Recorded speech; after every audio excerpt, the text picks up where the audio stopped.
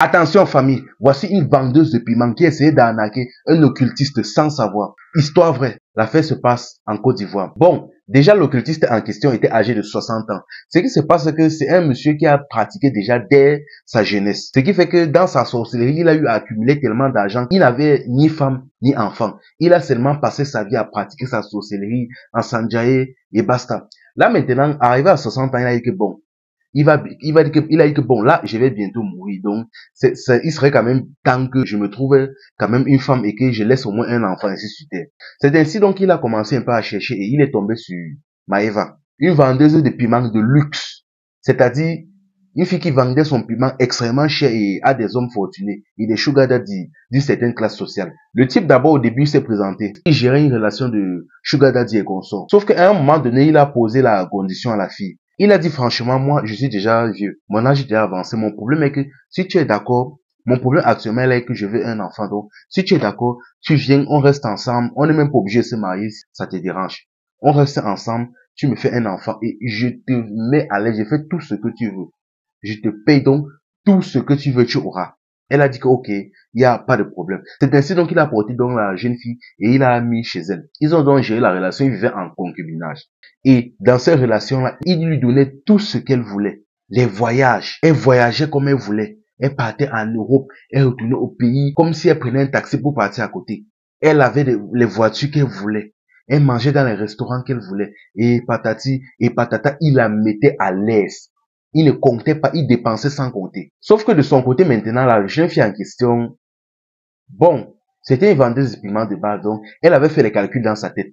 En fait, en aucun moment, elle ne comptait faire l'enfant au monsieur. Ce qui se passe, c'est que dans la tête de la fille, en réalité, elle, à aucun moment, elle ne voulait faire l'enfant au monsieur. Son plan était que elle voulait rester avec le monsieur jusqu'à ce que, comme il était vieux, dès qu'il décède, vu qu'ils sont restés en relation assez longtemps, elle hérite au moins d'une partie de sa fortune et elle s'en va maintenant vivre sa best life, se marier avec quelqu'un de son âge. C'était ça son plan et arrêter la bordellerie. Sauf que là, elle a fait ça à la mauvaise personne. Le Sugar Daddy en question était un occultiste. Ce qui se passe, c'est qu'il gérait les relations, il nourrissait normalement, mais par derrière, dès que la grossesse tombait, elle partait en douce à l'hôpital retirée. Dès que ça sortait, elle partait retirée. Dès que ça sortait, elle partait retirée. Et le Sugar Daddy de son côté, il n'en savait rien. Sauf qu'après un certain temps, il a duré dans la relation, il se rend compte que, mais, ça c'est quoi ça? Depuis on est là, il ne tombe pas enceinte, comment? Il a même fait des tests pour voir s'il était fertile et il n'avait absolument aucun problème. Il ne comprenait rien. Finalement, un jour comme ça, il est parti à l'hôpital pour un petit rendez-vous, un petit check-up. Arrivé là, il est tombé sur un médecin. Le médecin a dit que, ah, monsieur tel, tel, tel. Ils se sont salués. Bon, le médecin a parlé un peu trop, il s'est dit certaines choses. Ils sont salués, il dit que, oh, comment ça va? Il dit que ça fait longtemps. Il dit que, mais, ah, d'ailleurs, comment va votre femme? Il dit que, mais, comment ça, ma femme? Il dit que, oui, mais madame que vous avez là-bas à la maison, vu qu'elle était ici dernièrement à l'hôpital pour retirer la grossesse, il dit que, comment ça? Retirer quelle grossesse? Il dit que, oui, oui. Et d'ailleurs, comme apparemment vous ne voulez pas d'enfant, elle est venue pour qu'on retire l'enfant. Il dit que, attends. Il a tiré le médecin sur un côté, ils se sont assis. Il a sorti quelques billets il a remis au médecin, histoire de l'amadouer, il dit que, raconte-moi bien l'histoire là. Bon, c'était un médecin assez avare. Il s'est mis à tout révéler. Il a dit que bon, ce qui s'est passé, c'est que votre femme est venue plusieurs fois ici avorter. Mais bon, elle nous a expliqué qu'apparemment vous ne vouliez pas d'enfant. Et comme vous n'êtes pas légalement marié, on n'avait pas besoin de votre consentement ou quoi que ce soit. On a donc retiré. Le gars dit qu'il reste comme ça, il dit que, et qui est?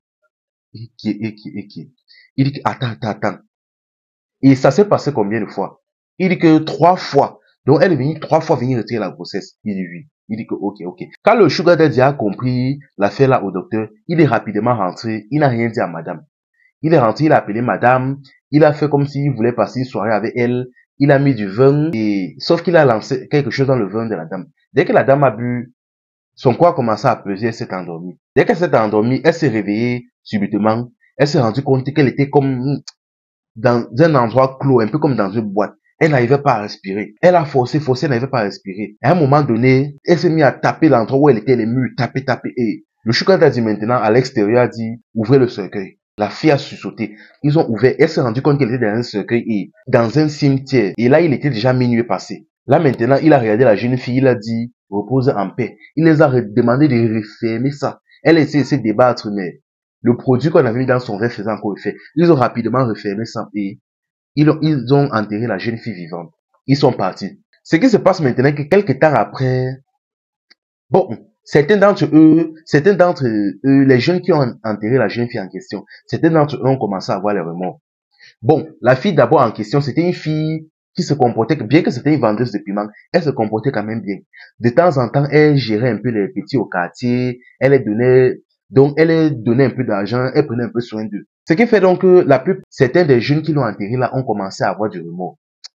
Ils ont commencé à avoir du remords et un d'entre eux a pris son courage à deux mains et il a appelé la famille de la fille. Il a dit que votre fille est enterrée dans tel cimetière. Il a raccroché l'appel. Les gars ont sauté, mais ça faisait déjà un bon moment qu'ils ne voyaient plus les filles. Ils sont donc appelé la famille, expliqué la situation et ils sont descendus en délégation dans le cimetière en question.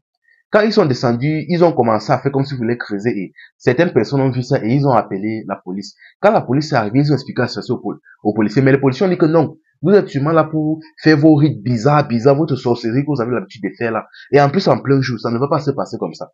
Après avoir discuté, presque bagarré même avec la police, finalement, ils se sont entendus et ils ont creusé. Ils ont ouvert, ils ont sorti le cercueil. Ils ont vu la jeune fille en question à l'intérieur. Par chance, ça ne faisait pas trop longtemps. Elle était encore vivante et ils l'ont portée, ils l'ont emmenée à l'hôpital. Mais malheureusement, dû au fait qu'elle est restée longtemps dans un endroit sans oxygène, sans parler du fait qu'elle avait été droguée, elle est décédée quelques temps plus tard. Et on a appelé le sugar daddy, on a enquêté, on a su que c'était lui. Il a été enfermé. Franchement, la famille, ce n'est pas l'argent de n'importe qui qu'on peut manger. Ce n'est pas n'importe qui qu'on peut mamailler. Les filles, celles qui aiment la vie facile là, ce n'est pas à n'importe qui qu'on fait ça. Ce n'est pas l'argent de n'importe qui qu'on peut manger. Si elle s'était contentée juste de respecter le deal, faire l'enfant avec le sugar daddy. Surtout que le sugar daddy avait tout fait, il lui avait même ouvert même des boutiques. Donc, même si le sugar daddy en décidant, il ne lui laissait même aucune fortune, elle n'aurait souffert de rien. Mais elle a voulu jouer à la grosse tête. Elle est partie retirer la grossesse jusqu'à 3 fois. Mais elle continuait de manger l'argent du sugar daddy. Elle s'attendait à quoi? Non, franchement, ce qui lui arrivait n'est pas bien, mais c'est mérité. Franchement, ce qui lui arrivait n'est pas bien. Je ne conseille même ça à personne, mais c'est mérité. Et franchement, elle a elle-même cherché ses problèmes. Disons-le comme ça. Franchement, si vous savez que vous ne pouvez pas supporter quelque chose, n'acceptez pas. Ne mangez pas l'argent de quelqu'un comme ça. Rien n'est gratuit sur cette terre. Enfin bref, c'était Info et Amusement. Ici, on s'informe et on s'amuse. La cagnotte pour aider le petit Aboubakar Siddiq à avoir son opération est toujours ouverte. Pour ceux qui ne s'en rappellent pas la famille, ce jeune, après divers accidents, notamment à l'âge de 9 ans, a une fracture de l'os du fémur ainsi qu'une déformation progressive de la colonne vertébrale. Il a absolument besoin d'une opération d'urgence, la famille, et malheureusement, sa maman ne peut pas la financer seule. S'il vous plaît, la famille, faites un geste, aidez-le s'il vous plaît. Les numéros MTN et Orange sont affichés à l'écran, la famille. Faites un geste s'il vous plaît.